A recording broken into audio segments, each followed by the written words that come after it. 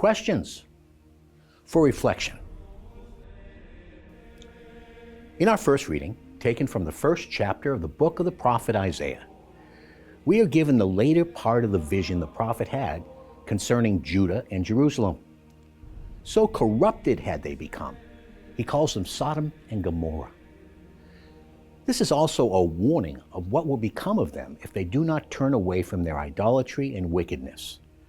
They, like Sodom and Gomorrah, will bring on themselves the very judgment of God.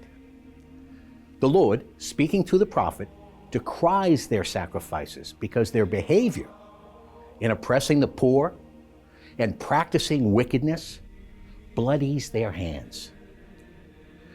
But notice these consoling and promising words found after that strong rebuke. And I quote, "Cease doing evil, learn to do good, search for justice, discipline the violent, be just to the orphan, plead for the widow," end quote. In our own practice and profession of the faith, our walk and our talk must reflect one another. We need to live a unity of life. How are we doing? If we honestly confess our sin, He is quick to forgive us.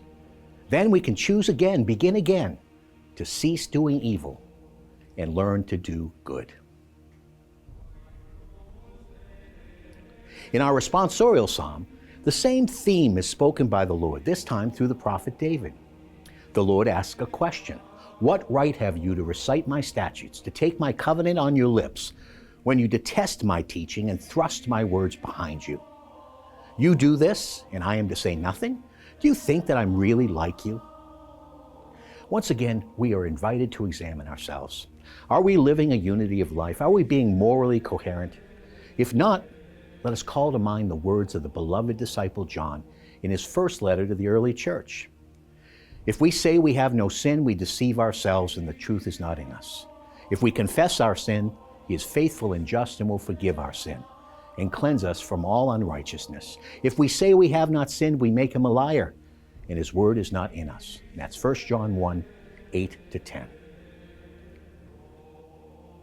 In the gospel for today's Mass, Jesus is teaching His apostles about the call to radical discipleship. Now, the word radical is often used these days to speak of those who follow a political ideology to the extreme.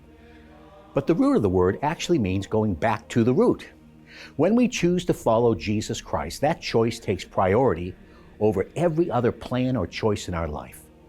It even reorders all of our relationships, including our family relationships. This is what it means to call Jesus Christ Lord. Remember, Jesus also said when we give up even our family for Him, we will receive them back 100-fold. Family is God's plan and gift.